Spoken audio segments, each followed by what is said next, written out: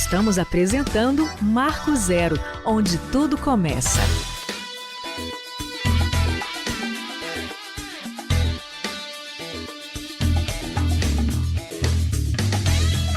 Muito bem, estamos de volta, 18 graus a temperatura nesse momento. O Paulo Bogler já puxou um pouco da manga do seu belo pullover, né, Paulinho? Exatamente, né? Eu acho que você veio com um frio excessivo hoje aqui para a emissora, tá ficando um pouco mais quentinho. Vim preparado demais, né?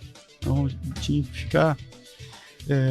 não me preocupar tanto com o clima. Exatamente. Agora são 11 horas e 35 minutos. Vamos falar de um assunto que a gente gosta muito, eu particularmente gosto quando chega esse bloco, que é quando a gente fala de cultura. Ou é música, ou é teatro, nesse caso específico de hoje, artesanato. Exatamente, Moacir. Esse quarto bloco é dedicado, é especial para a nossa produção cultural e artística aqui da cidade, da região.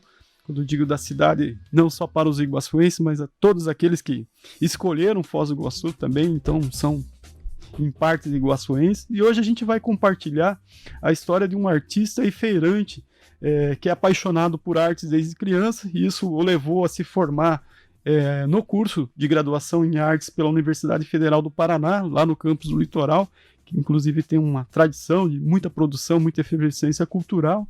E ele está aqui em Foz do Iguaçu, está conosco compartilhando do seu talento, da sua arte, da sua criatividade há 5 anos. Estou falando do Gessé Castro Ramos. Ele é morador de Foz do Iguaçu agora, artesão na Feira Livre das Nações lá na Vila A, mas que tem aí seu material compartilhado em vários espaços da cidade, a presença nos circuitos culturais da nossa cidade, e vai tratar um pouco, vai fazer uma ligação aqui, contar um pouco da sua trajetória artística, do seu trabalho, mas principalmente explicar para a gente como é que é essa relação do artista e a feira.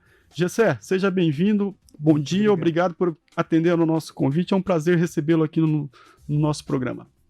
Bom dia, o prazer é meu, uma honra estar aqui com vocês e uma alegria poder falar dessa experiência que é viver em função da arte hoje, né? Eu sou filho de um artista, Onofre Machado Ramos, que também foi radialista, né? Então eu gosto muito desse ambiente que a gente encontra aqui, porque desde criança conheci estúdio de rádio, logicamente num outro tempo, né? Porque já vai tempo que eu não sou mais criança, já vão 60 anos.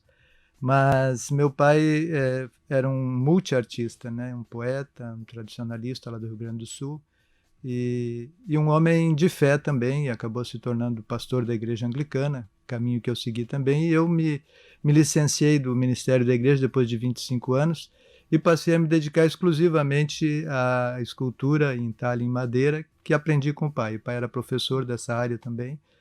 E então a arte está na nossa família já há muito tempo. Meu bisavô, avô do meu pai, já trabalhava alguma coisa com madeira. Eu tenho até hoje uma ferramenta que pertenceu a ele, né, uma enxó, que é uma ferramenta tipo uma goiva, né, para fazer gamelas. E o pai contava que o vovô Joaquim fez para ele e para os irmãos, uns pratinhos de madeira, umas gamelinhas para eles comerem lá, os pirões lá da roça.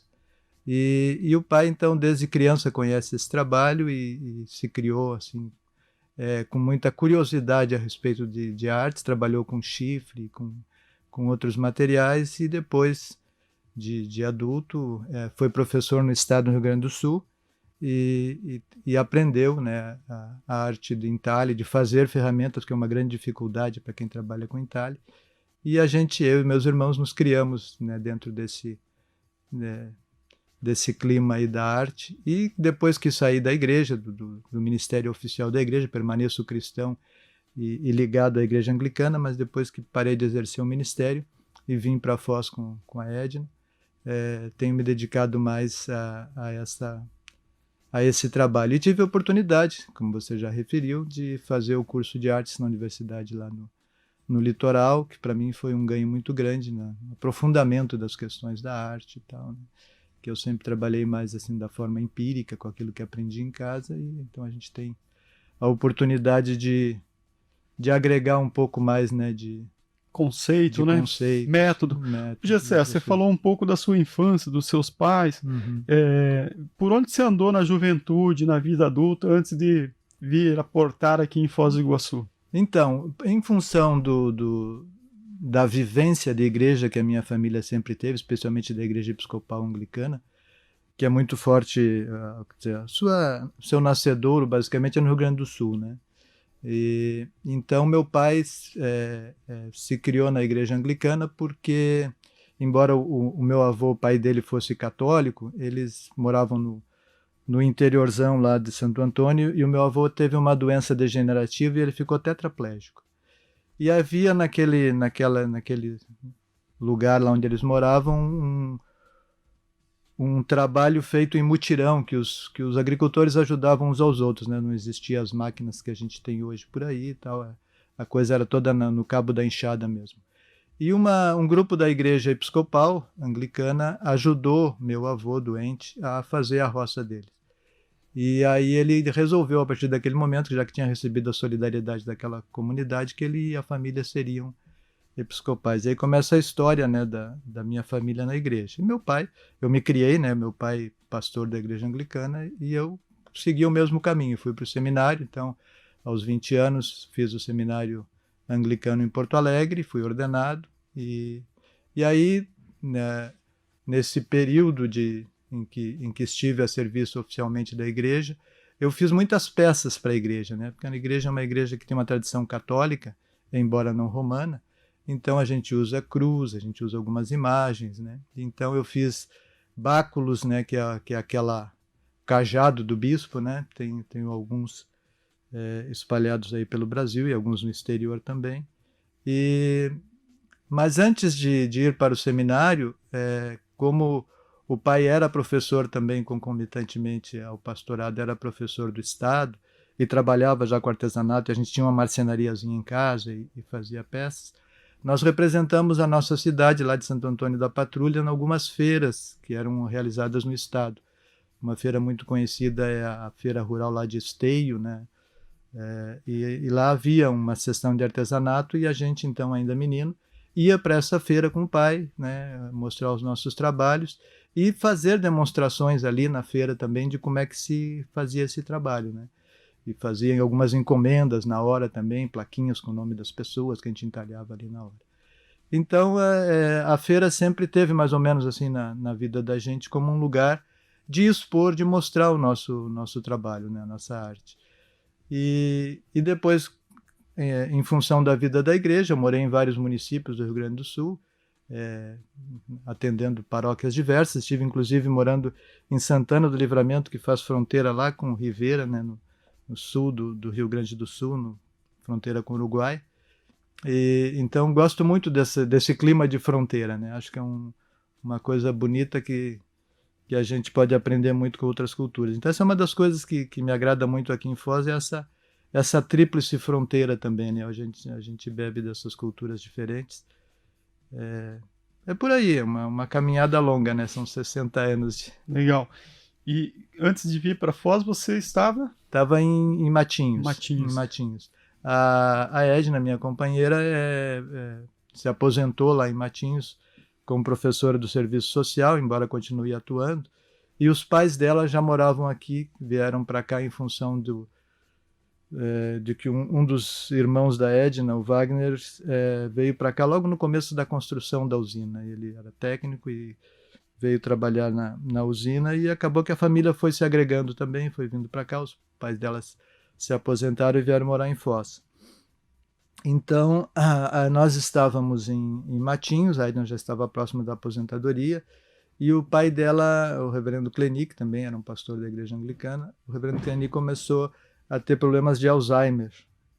E aí a Edna antecipou a aposentadoria dela, até com algum prejuízo, né, para que a gente pudesse vir para cá para dar um apoio para os pais.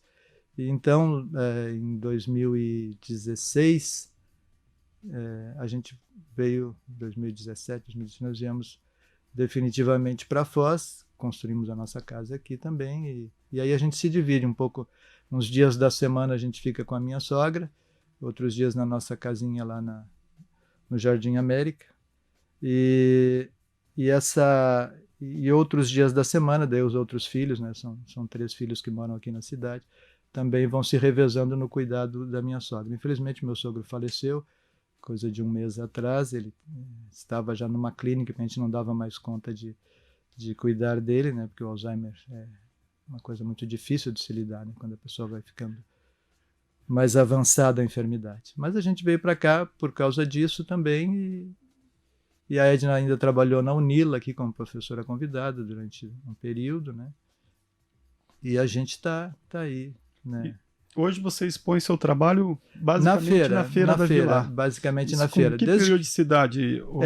Eu tenho participado apenas no domingo de manhã, né? Porque em função de que o meu material é meio difícil de transportar e tal, e eu, né, basicamente fico sozinho na tarefa de montar a barraca e tal, e colocar o material, então eu optei por fazer só no domingo de manhã, mas a feira acontece também na quarta-feira de manhã, no sábado, e algumas feiras extras também, que de vez em quando acontecem em função de alguma data especial, né? Tem feira do rock, feira de outros momentos assim que...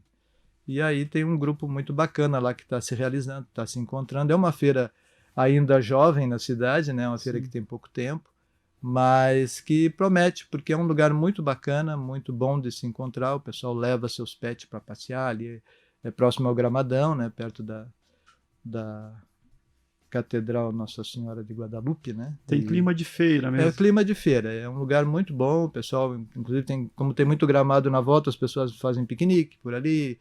Então é um lugar muito gostoso e o convívio tem sido muito bom, e a gente espera que essa feira realmente, né, vá adensando e se torne tão tradicional quanto a feira lá da JK, e também que passe a agregar mais o turista, né? Por enquanto a feira ainda é uma feira de bairro, ainda é mais o pessoal que mora por ali, né, na Vila A e tal, que conhece, mas a gente espera que ela vá crescendo como um ponto turístico da cidade também.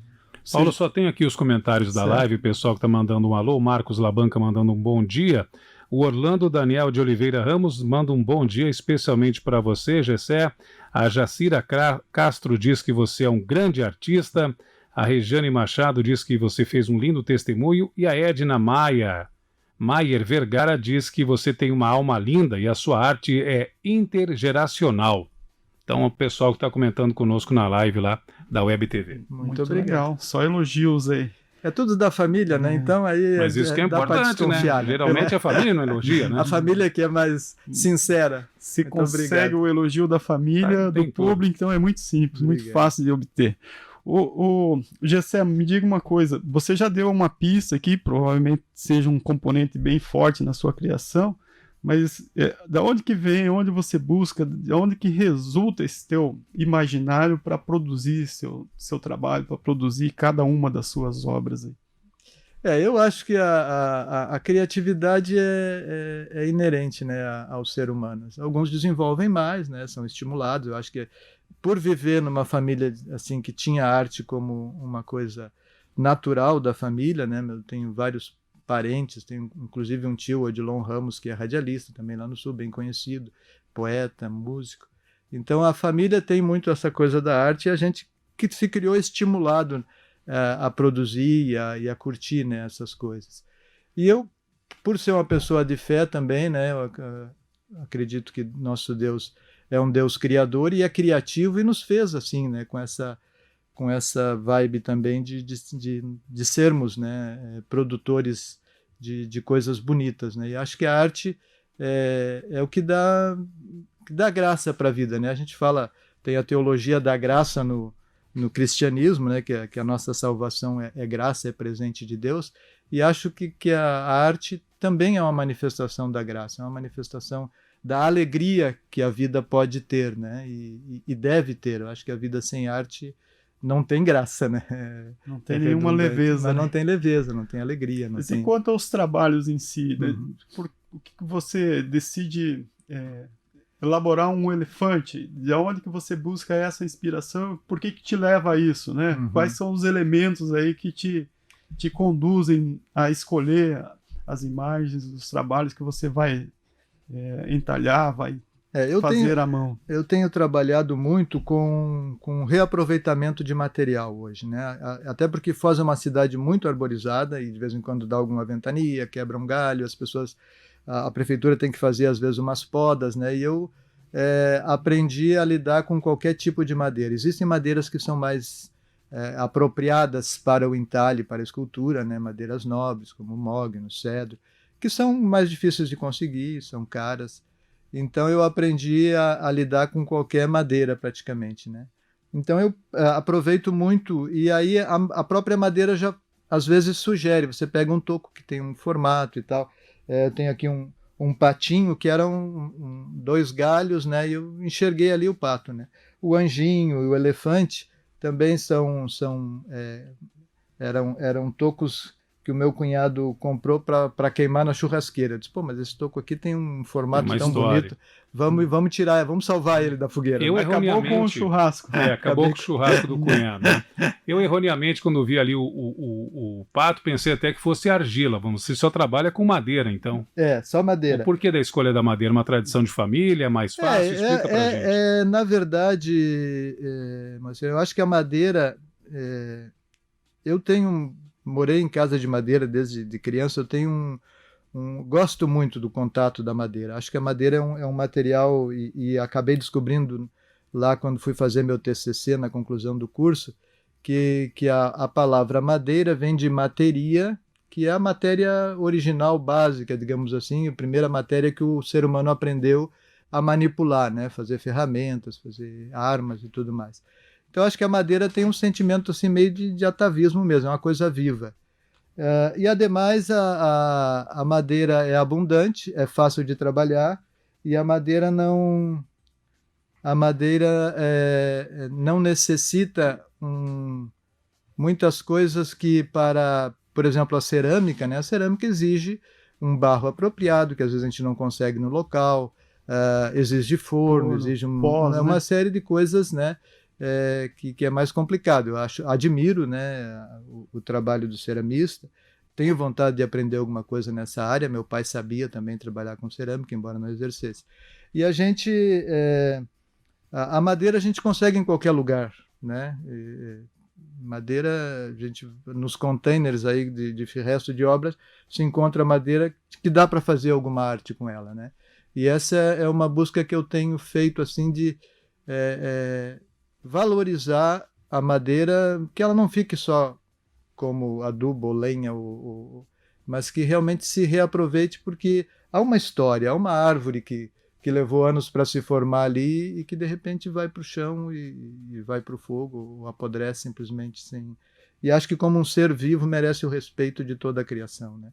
Então busco usar a madeira também como uma forma de perpetuar um material que eu acho que é nobre, né? A matéria nobre da criação de Deus. Quando você enxerga um pedaço de madeira, o que te vem à cabeça? O que você enxerga que nós ou as outras pessoas não enxergam, assim, rapidamente? O que vem primeiro à sua eu acho que eu estava vendo vocês falando de som antes aqui. Eu sou um completo surdo para a questão de som, de música. Para mim fica tudo, né, muito parelho, assim, embora seja de família de músicos também, não entendo nada de música. Eu acho que vai muito daquele approach que a gente já tem, daquele costume, né, de olhar para um material e enxergar alguma coisa que outras pessoas não enxergam, em função de que já tem uma caminhada, né, de especialização naquela coisa. Então, eu gosto muito de de esculturas figurativas mesmo, que a gente olha e não, isso é um pato, aquilo é um anjo, que remete imediatamente a alguma coisa criada e conhecida, né? Então, eu acho que vai muito por aí, assim, tentar enxergar naquele objeto alguma coisa que remeta a algo que as pessoas identifiquem, conheçam, que não necessite de muita explicação. Eu brincava nas aulas lá na universidade, que quando a obra tem um discurso maior do que ela, quando necessita muita explicação, ela acaba se tornando meio hermética para o público em geral, né? Meio pedante. Meio pedante. Eu acho que a obra a arte tem que ser uma coisa democrática, que todo mundo possa olhar e usufruir, né? Enquanto você dá uma olhadinha ali com o Palmar, hoje que tá na entrevista, quero mandar um alô então. O Marcelo Pola está pedindo o seguinte, para você falar da Casa de Portas. Pois então, quando nós decidimos vir para aqui só para te interromper aqui, a interrupção do Alexandre era justamente para isso, para ele mencionar a casa que você vai falar agora, e que inclusive é uma casa que tem uma representação aí da sua relação, da sua vida em conjunto com a sua companheira, com a Edna, né? Então agora você explica pra gente. Só quis fazer o parênteses aqui da sintonia que a gente está com o nosso ouvinte. E grande abraço aí para o Marcelo Pola, que fez a pergunta, por favor. Muito obrigado, Marcelo. Então, quando nós viemos morar em Foz, a gente não tinha ainda nenhuma casa aqui, ainda nada, né? E a Edna e o irmão dela, o meu cunhado, fizeram uma sociedade para comprar um terreno. Ele também não tinha casa, também estava se mudando para cá, e compraram lá no Jardim América, perto da rua, aquela avenida Beira Rio, né? Próximo a Beira Rio, na rua Bolívia, que é a última rua antes de chegar no Paraguai ali. Compraram um terreno e tinha uma casa lá já pré-construída, que o cidadão começou, não teve perna para continuar, e era um terreno grande. E aí o meu cunhado fez um projeto, transformou aquela casa numa outra coisa que não era o projeto original, mas e sobrou uma área na frente, né? Inicialmente a gente compartilhou, moramos juntos na mesma casa, meu cunhado, a esposa dele, que é minha prima, né? Tudo na família. E eu e a Edna moramos juntos nessa casa grande lá que estava começada. E depois nós ficamos procurando um terreno ali na região para comprar, mas não tínhamos recursos para isso. E aí decidimos fazer o terreno, né? Construir uma laje na parte frontal do terreno, de maneira que ficasse acessível por baixo, e sobre essa laje construir uma casa. E a gente tinha sempre o sonho de morar num chalé de madeira, né? A Edna também gosta muito. E aí saímos a procurar material para fazer essa casa. E tivemos a felicidade de conseguir, numa madeireira aqui da cidade, um lote de portas que estavam sobrando lá. Não sei se elas não correspondiam a algum padrão para venda, alguma coisa. Eu sei que o cidadão lá, que é meu amigo também, o Rafael, ganhou essas portas num negócio, e a gente fez uma proposta para ele e compramos 115, 120 portas.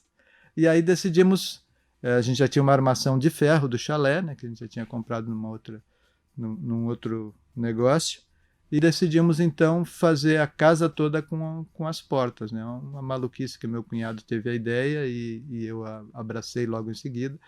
E aí fizemos, e essa casa ela é muito peculiar, né? É uma casa de várias portas, mas só 2 entradas, né? E aí a gente começou a construir essa casa e ela foi gerando muita curiosidade da vizinhança ali, né? E a gente acha que o resultado final ficou muito, muito legal. É uma casa aconchegante, né? Logicamente que depois a gente fez parede dupla por dentro, ela tem um forrinho de madeira comum, mas por fora, o teto dela é todo de portas. Depois sobre esse teto a gente colocou então as telhas, e ficou um chalezinho muito interessante. Aí eu fiz um entalhe numa cinta que tem na volta, porque como são 2 portas, né, são 2 andares, né, então tem uma porta em cima, uma porta embaixo, e tem uma cinta que envolve toda a casa, que é onde liga as 2. E eu entalhei umas flores, então ficou uma casa com flores e portas, e é um lugar que a gente gosta muito de estar, e que pelo menos 3, 4 dias por semana a gente vai para lá, né? Mas bacana. É a nossa casinha. Hoje, a gente chegou até você através da sua entrevista lá no site Solo Tudo. Então a gente já até registra aqui o crédito, simpático. A gente viu lá e achou muito interessante, né, o material que você... a sua entrevista, o material que eles produziram. Sim. Agradecemos o Marcelo mais uma vez aqui, né? Parceiro e tal. Mas lá você diz que a casa pode virar, inclusive, uma atração turística. É uma brincadeira que a gente fez desde que começou a construir a casa, né? em função de que as pessoas paravam ali, na frente da nossa casa tem um moço que é massoterapeuta, então ele tem uma clientela que circula ali, as pessoas paravam e pediam para tirar foto, alguns pediam para ir lá conhecer a casa e tal, e aí a gente brincava lá em casa que nossa casa ainda vai virar um ponto turístico da cidade. Na verdade não temos nenhuma intenção de fazer, mas era uma brincadeira que, né, acabou gerando assim, porque realmente é curiosa, né? Eu acho que ela é bonita, que ela é aconchegante, mas é só uma casa, não tem nada assim de mais especial, além de ser uma casa feita de Foram portas. utilizadas as 100 e tantas portas? portas? As 115 portas, usamos todas lá, e ainda tivemos, eu fiz o balcão, eu sou marceneiro também, né? Como eu disse para vocês, meu pai tinha uma marcenariazinha, e então nós fizemos um balcão de pia, onde também fizemos todas as portinhas do balcão.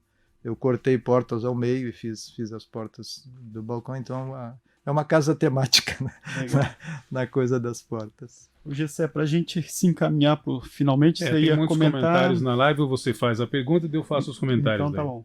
Então, vamos aos comentários primeiro. Vamos aos comentários? Daí a gente encaminha já os contatos Então, do Gessé aqui para ficar bem registrado. Exato. Mais uma vez agradecendo então Marcelo Pola, parceiraço nosso lá da Solo Tudo. A Neide Castro Ramos diz o seguinte: orgulho do meu filho artista como foi seu pai. Emocionante isso, né? Quando a mamãe está elogiando. Elias Maier Vergara. Esse é o meu cunhado. Deus criou, Gessé recriou o grande mensageiro do sagrado de Deus. E a Edna complementa que a casa é muito engraçada, tem muitas portas. A Odila Ramos de Souza: vejo muito do meu mano Onofre, pai do Gessé Ramos, nele. Como artista, um ser humano incrível. Portanto, está com moral com a família ali. Com moral, Tá muito com obrigado. Tudo, tá com tudo. Dá até para pegar um 50 emprestado hoje. Verdade. Mesmo queimando, mesmo evitando a queima da madeira e prejudicando o churrasco do cunhado, o cunhado está bem com afinidade ainda. Ô Gessé, então domingo de manhã na Feira da Vila A, das 8 às 13 horas. As pessoas podem ir lá conhecer seu trabalho, conversar contigo, saber mais da sua obra. E fora disso, como que as pessoas podem entrar em contato com você, enfim, localizar o seu trabalho na internet, de repente você tem canais, como que... Eu tenho Facebook, Gessé Ramos Trabalhos em Madeira, e tenho o Instagram, Gessé Castro Ramos, né? Todo nome junto, assim, Gessé Castro Ramos é meu Instagram. E tem, né, o Zap também, se quiserem anotar aí. Passar, por favor? É 998 17 3007. 3007. Isso. Aceitamos encomendas, podemos trocar uma ideia, se a pessoa quiser também alguma dica de entalhe, é um prazer poder ensinar alguma coisa também. Muito bem. Estamos à disposição. Gessé, a gente agradece muito a sua participação aí, e a gente sempre deixa uma palavra final para o nosso entrevistado, para você se dirigir ao público, a todos que estão te acompanhando. Se você quiser dizer o que é a arte e a vida, ou a vida com arte, fique à vontade aí na sua conclusão da nossa entrevista. Muito obrigado. É um perigo dar a palavra para quem é tão falador assim, muito livre, mas eu agradeço muito a Deus pela família que tenho, né? Um povo bastante unido e vocês viram aí nas manifestações, gente muito carinhosa. Acho que a vida sem arte, como eu já disse, ela é pobre. A arte transpõe as barreiras, quebra as polarizações, as dificuldades todas de relacionamento. A arte é uma linguagem universal. E acho que estamos num tempo carente de arte. Estamos num país que precisa investir mais nos seus artistas e dar mais força para essas atividades, sejam elas, né, que for, da música, essa arte que vocês fazem aqui, de levar ao público, né, as informações e a beleza da música e outras coisas. A gente precisa compartilhar mais arte, mais amor, mais alegria, mais de uma fé que não seja outra coisa que não transmissão de amor, né? E aí, quando eu falo de fé, não estou falando exclusivamente, né, na minha visão, exclusivamente da fé cristã, mas a fé que move as pessoas a buscarem um transcendente e uma relação de amor com o seu próximo, né? Seja qual for a fé que a pessoa viva, que ela viva com autenticidade. Acho que isso é arte. Acho que arte é buscar relacionar-se com a criação e com os outros seres humanos de uma forma leve, de uma forma lúdica, de construir pontes mais do que barreiras, né? É buscar comunicação com amor. Legal. Muito parabéns aí pelo seu trabalho, parabéns pela sua trajetória aí, pelo seu comprometimento aí, né, de fazer da arte mais do que algo meramente funcional, mas ligado a um conceito de vida, uma filosofia de vida, um pensar em prol da coletividade, né? Muito obrigado pela participação, tenha um bom dia. Muito obrigado. Moacir, seguimos então. Isso aí. Apenas como último comentário, o Márcio Besteste Ramos diz que você é um primo, amigo, artista e ser humano ímpar. Fraterno abraço, então. Grande Obrigado, abraço. Uma bela entrevista. Parabéns pela obra, parabéns pelo trabalho. Marco Zero, onde tudo começa.